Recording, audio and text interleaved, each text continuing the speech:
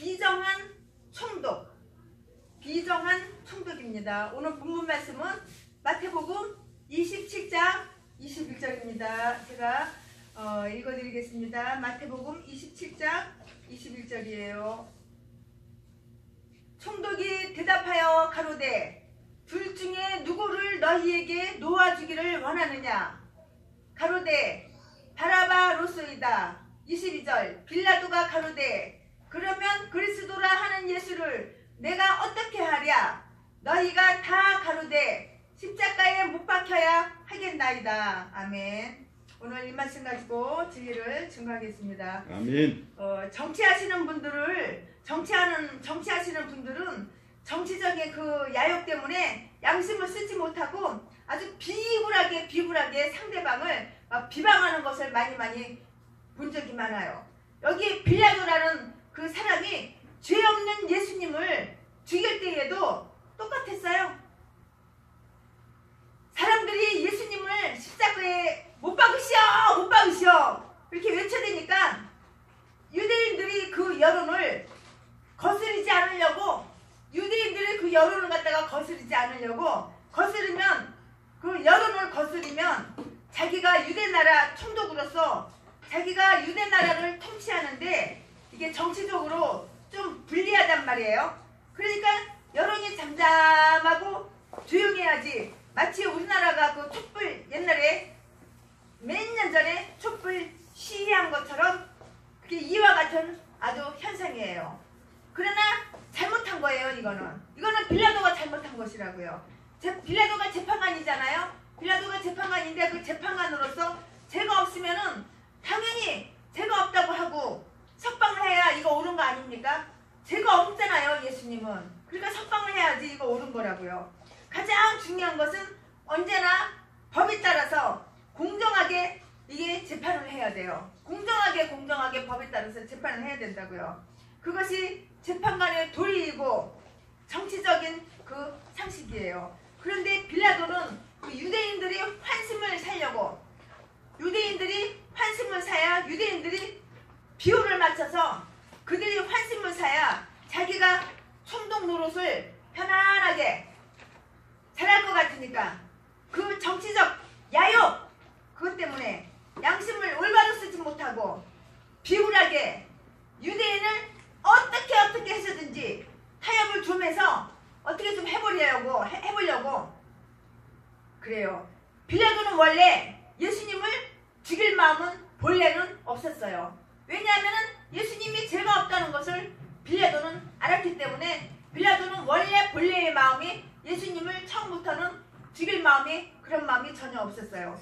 그래서 요한복음 19장 1절에 보니까 이에 빌라도가 예수님을 데려다가 책찍찍 하더라 라고 했는데요. 4절에서도 죄가 없다고 아직 정죄하지 않았는데 6절에서도 죄가 없다고 했는데 1절에서 책찍질을 했다고 이렇게 말을 하잖아요.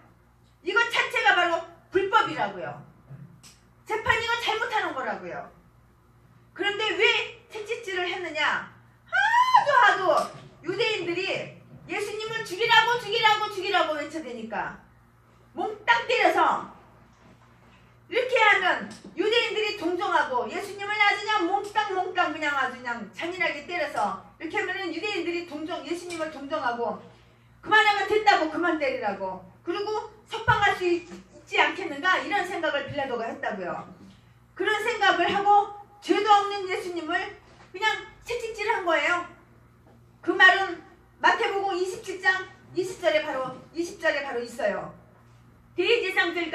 대제사장들과 장로들이 무리를 권하여 바라바를 달라하게 하고 예수를 죽이자 하게 하였더니 21절 총독이 대답하여 이르되 둘 중 누구를 너희에게 놓아주기를 원하느냐? 이르되 바라바로소이다. 22절 빌라도가 이르되 그러면 그리스도라 하는 예수를 내가 어떻게 하랴? 그들이 다 이르되 십자가에 못 박혀야 하겠나이다. 이렇게 말을 했다고요. 23절 빌라도가 이르되 어찌 미냐? 무슨 악한 일을 하였느냐? 예수가 무슨 악한 일을 하였느냐? 그 말이에요. 그러니까 예수가 무슨 악한 일을 해서 십자가에 못 박으라고 너희들이 그렇게 말하는 거냐? 그 뜻이에요. 그들이 더욱 소리질러 이르되 십자가에 못 박혀야 하겠나이다 하는지라. 24절 빌라도가 아무 성과도 없이 도리어 밀란이 나려는 것을 보고 물을 가져다가 무리 앞에서 손을 씻으며 이르되 이 사람의 피에 대하여 나는 무죄하니 죄가 없는 걸 알았다고요. 빌라도는 예수님이 죄가 없다는 걸 이렇게 알아요. 분명하게 알아요. 너희가 당하리라고 이렇게 말했어요. 총독 빌라도가 백성들에게 예수님은 죄가 없다고 분명하게 이렇게 말을 했잖아요. 누가복음 23장 22절에도 있는데요. 22절 빌라도가 세 번째 말하되 이 사람이 무슨 악한 일을 하였느냐? 나는 그에게서 죽일 죄를 찾지 못하였나니 때려서 놓으라 하고 죄가 없는 예수님을 죄를 찾지 못했는데 채찍질해서 때려서 놓으라고 그렇게 했는데요. 죄를 발견하지 못했으면 그냥 풀어줘야 됩니다. 예수님이 죄가 없잖아요. 예수님한테서 죄를 발견하지 못했잖아요. 빌라도가. 그러면 풀어서 놓아줘야죠. 빌라도는 총독이에요. 빌라도는 그런 권한이 있어요. 예수님이 죄를 안 지었기 때문에 죄를 지은 것이 전혀 없기 때문에 무슨 악한 짓 한 것이 없기 때문에 놓아주는 게 당연하다고요. 그런데 나는 그를 채찍질하고 풀어주겠다. 이거 성경에는요. 채찍질이라고 말을 하니까 너무 채찍이 가벼운 채찍 이렇게 생각을 하는데요. 이 로마 사람들이 죄인들을 채찍질로 때릴 때는 웃옷을 벗겨요. 그리고 알몸, 맨몸에다가 가죽으로 된 줄로다가 때리는데요. 한 번 때리면 몸을 휘어갖고 살점이 뚝뚝뚝뚝 떨어져 나온다고요. 당장에 시퍼렇게 피멍이 들고요. 그리고 어떤 줄은 가죽 줄에다가 또 중간중간 새덩어리를 매달아놔요. 대롱대롱 매달아놔요. 새덩어리를 이렇게 묶어서 때리니까 한 번만 맞아도 그냥 살이 부어오르고 살이 터지고 피가 나고 그런 채찍질이에요. 가벼운 그런 채찍이 아니라고요. 이런 채찍질을 해서 백성들이 볼 때 예수가 불쌍하다. 예수가 죄가 없는데 저렇게 매를 맞구나. 그리고 풀어주라고 그런 말을 듣고 싶어서 이 빌라도가 이렇게 한 행위예요.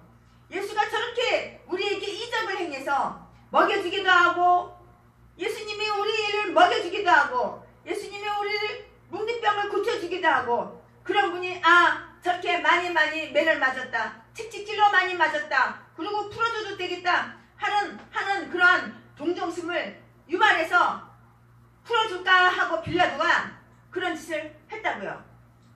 그러나 그것 자체가 빌라도 이 총독이 잘못한 것이에요. 잘못한 것이 없으면 빌라도가 총독이니까 빌라도가 예수를 당연히 풀어줘야 마땅하죠. 왜 예수님을 때리냐고요. 채찍질로 왜 때리냐고. 가죽줄로 왜 예수님 등을 때리냐고. 왜 예수님이 이렇게 했나. 겉으로 보면 장로들이 고발하고 빌라도가 재판을 잘못해서 그런 것 같지만 사실은 예수님이 우리 죄인들이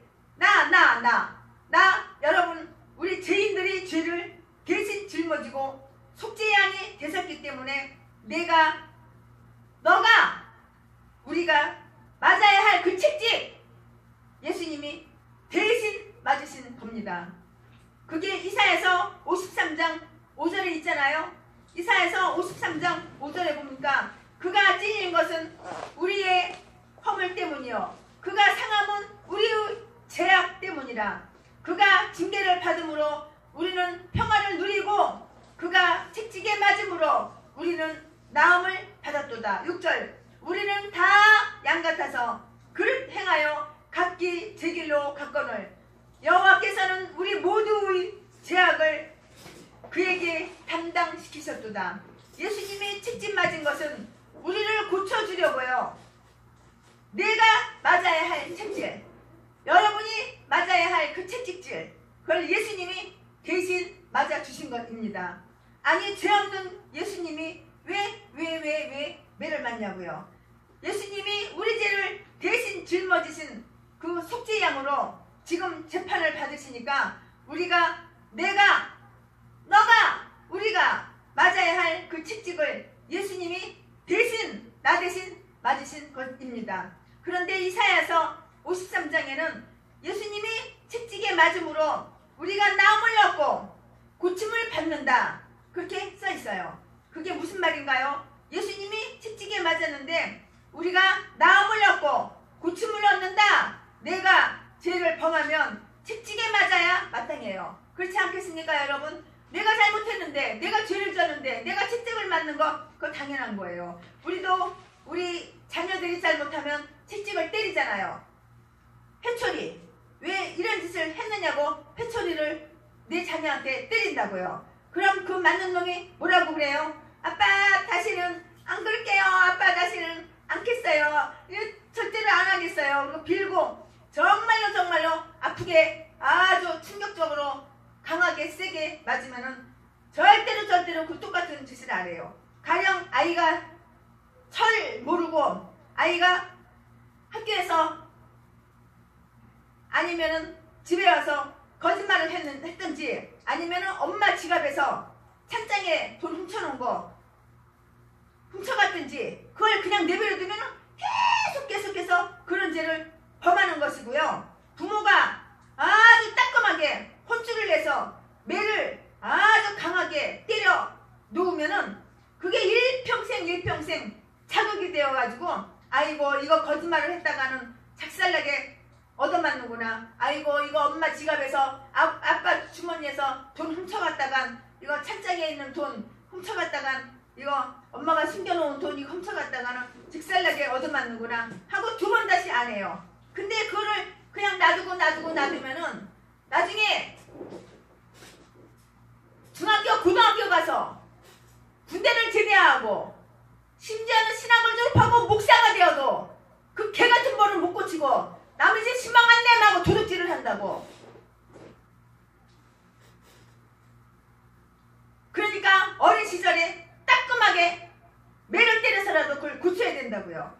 내가 책직으로 매를 맞아야 하는데 예수님의 옷통을 벗기고 가죽줄로 매를 맞았다. 이걸 참으로 깨닫는 사람 같으면 우리 자신이 하나님 앞에서 다시는 죄를 범하지 않겠습니다. 하나님 앞에 고백을 안 할 수가 없고요. 진정으로 고백을 했다고 하면 다시는 이런 똑같은 죄를 안 짓는 것이 그것이 우리가 고침을 받고 나음을 얻는 것입니다. 예수님이 책찍질만 이렇게 당한 것이 아니에요. 예수님께서 책찍질만 당한 것이 아니고요. 조롱도 당하셨다고, 멸시도 당하셨다고, 조롱과 멸시를 예수님이 당하셨다고.